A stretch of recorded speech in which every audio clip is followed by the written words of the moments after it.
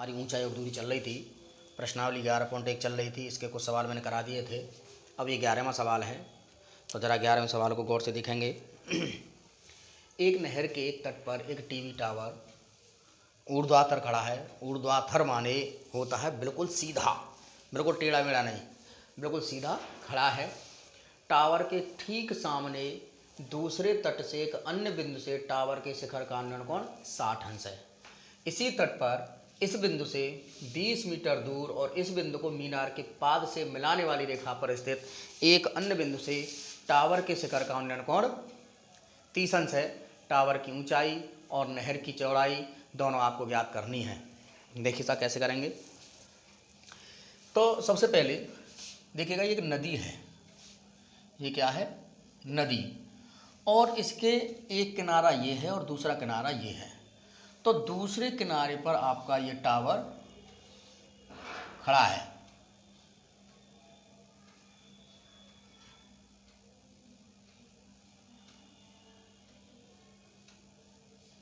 ये टावर खड़ा है। तो यहाँ से जो इसका उन्नयन कोण है वो कह दिया है कि 60 अंश है।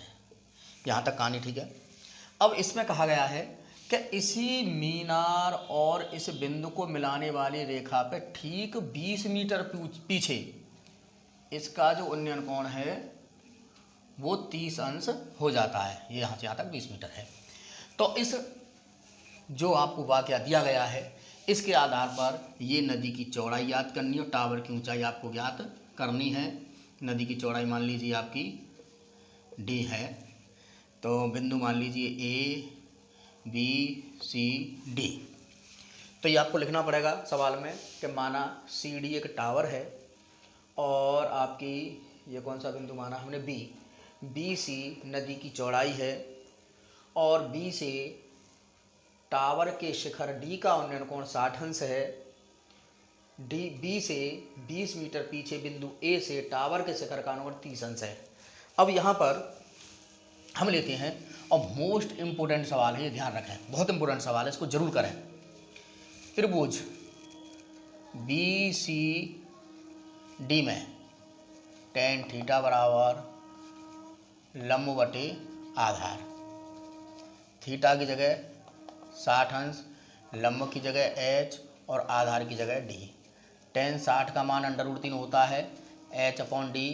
तो यहाँ से h बराबर d√3 हो जाएगा समीकरण नंबर 1। पुनः त्रिभुज ACD में, अब ACD के लिए थीटा तो 30 अंश है। अब ACD में लंब तो ये है यानी h और आधार ये पूरा AC है। लंब क्या था आपका CD और आधार क्या है AC, और AC कितना है 20 + D। इसका मान 1/√3, 20 + D बराबर h/√3। अब यहाँ से जो h का मान d/√3 आया था उसको हम रख देंगे 20 + D और h की जगह पे d/√3 और √3 अपनी जगह पर रहेगा। तो 20 + D √3 गुणा √3 क्या हो जाएगा 3। इसको उधर ले जाएंगे तो 20 बराबर 3D - D बराबर 2D और D बराबर 20/2 यानी कि 10 मीटर। और D हमने क्या मानी थी कि नदी की चौड़ाई आपने मानी थी D और टावर की ऊंचाई मानी थी आपने h। अब हमारा D का मान आ गया है तो D का मान यहाँ लगाएंगे। h बराबर था आपका d√3, तो यहाँ पर हो जाएगा 10√3। चाहो तो आप √3 का मान लगा दीजिए। 1.732 17.32 मीटर टावर की ऊंचाई है और ये आपकी नदी की चौड़ाई है। जब मैंने आपका जो ऊंचाई दूरी स्टार्टिंग की तो पहले बता चुका था कि ऊंचाई दूरी का जो प्रयोग किया जाता है नदी की चौड़ाई याद करने के लिए, टावर की ऊंचाई याद करने के लिए। और हम जो कोण है, कोण का जो प्रयोग करते हैं वो सेकंड की मदद से करते हैं। तो अगर आपको कोण ज्ञात हो तो किसी की भी ऊंचाई, किसी की भी चौड़ाई आप ज्ञात आसानी से कर सकते हैं। अगला सवाल देखेंगे, देखिएगा 7 मीटर ऊंचे भवन के शिखर से एक केबल टावर के शिखर का उन्नयन कोण 60 अंश है। 7 मीटर ऊंचा भवन, ये भवन है और यहाँ आप एक केबल टावर बना दीजिए इस तरीके का। इंडिकेशन है, गलत सलत हो सकता है, कोई दिक्कत नहीं है।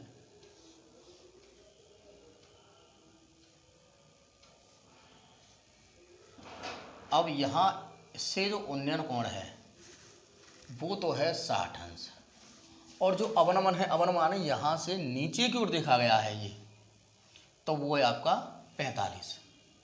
पूरा करेंगे इसको, ABCD E।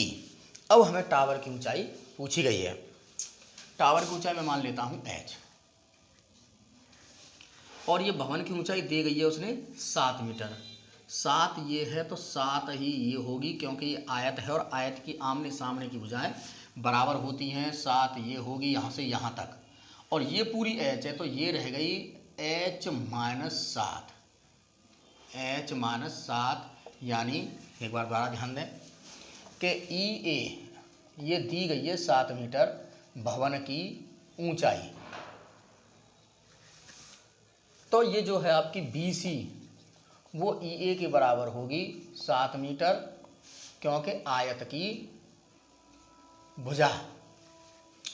अब आपकी जो BD है वो है H मीटर, और आपकी जो CD होगी वो BD में से, और ये BC घटेगी। BD H है, BC 7 है, तो ये हो गई इतने मीटर। अब ये और ये कोण दोनों बराबर होंगे, क्योंकि एकांतर कोण है। एकांतर कोण के कारण ये और ये दोनों बराबर होंगे, क्योंकि आयत है तो ये दोनों भुजाएं समांतर हैं। इसको मैं x मान लूँ यहाँ से यहाँ तक। AB बराबर मैंने मान लिया है x मीटर। तब त्रिभुज ABE में tan 45, क्योंकि ये एंगल 45 है और इसके सामने का ये लंब है और ये आधार है। लंब बटे आधार, लंब है आपका 7 और आधार है आपका x। इसका मान 1 होता है। 7 बटे x, तो x का मान आ गया 7 मीटर। ये जो आधार है AB ये आ गया आपका 7 मीटर। अब पुनः त्रिभुज लूँगा मैं ECD में, तो यहाँ पर जो एंगल है वो 60 है, लंब आपका CD है और आधार आपका EC है। अगर ये x है तो ये भी आपका x हो, क्यों आयत के आमने सामने की भुजाएं बराबर होती हैं। CD कितना है H-7 और ये है आपका x, तो √3 x बराबर H-7, और x का मान मैं पहले निकाल चुका हूँ, तो 7 √3 बराबर H-7, तो h बराबर हो जाएगा 7 + 7 √3। चाहो तो 7 कॉमन ले लीजिए, ये तो ये आंसर सही है। और अगर आप √3 का मान लगाना चाहें तो लगा सकते हैं। तो 7 दूनी 14, 7 तिया 21, 7 7 49, और 7 दूनी 14, 14 और 5 19। इतने मीटर इसका जो टावर की ऊंचाई है वो आपकी आ जाएगी। सवाल देखेंगे। 1.2 मीटर लंबी एक लड़की भूमि से 88.2 मीटर की ऊंचाई पर एक क्षैतिज रेखा में हवा में उड़ रहे गुब्बारे को देखती है। ये देखिएगा, ये गुब्बारा है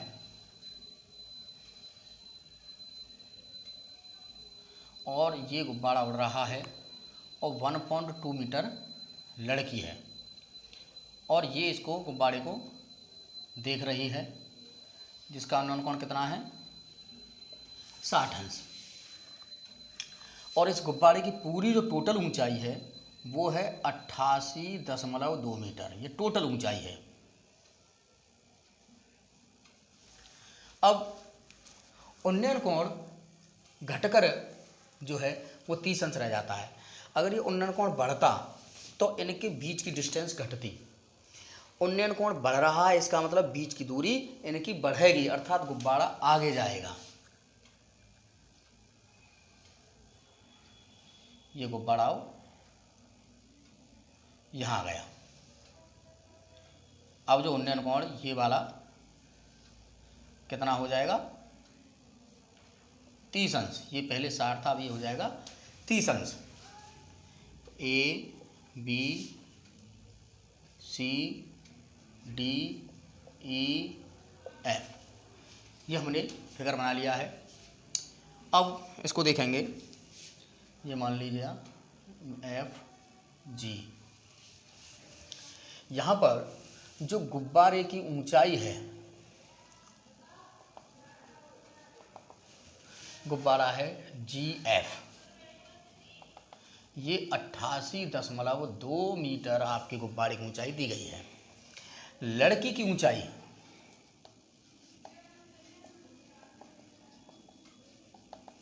ये है ए बी और ये दी गई है 1.2 मीटर।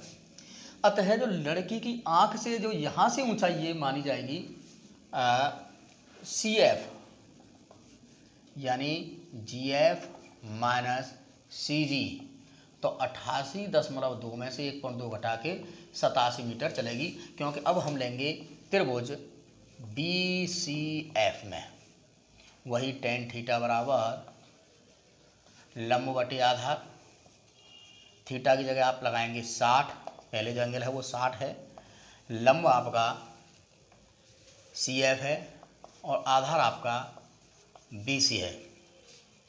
अब सी एफ 87, बी सी मुझे मालूम ही नहीं है, ये √3 87 बटे बी सी, और बी सी का मान हो जाएगा 87 बटे √3, √3 का ऊपर नीचे गुणा करा देंगे तो ये 29 √3 आ जाएगा मीटर।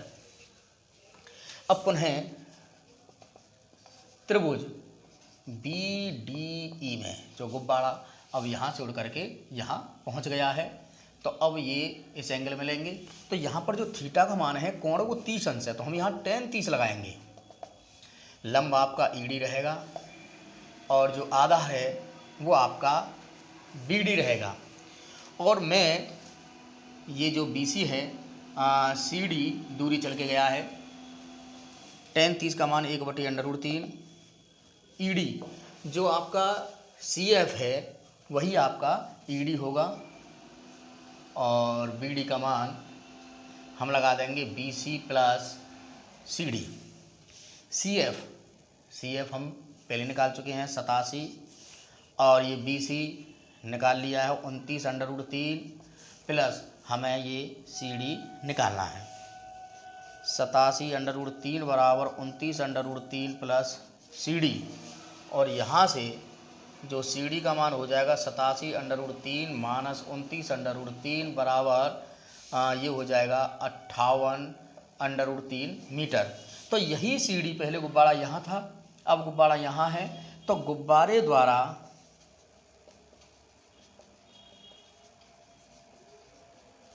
चली दूरी CD थी और ये 58 मीटर आपकी हो जाएगी, यानी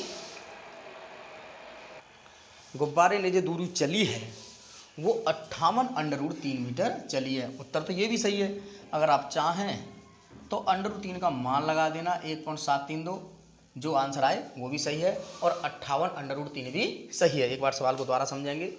पहले गुब्बारा मान के चलो पॉइंट P पर था, जब लड़की की आंख पर बनाया कोण 60 अंश था।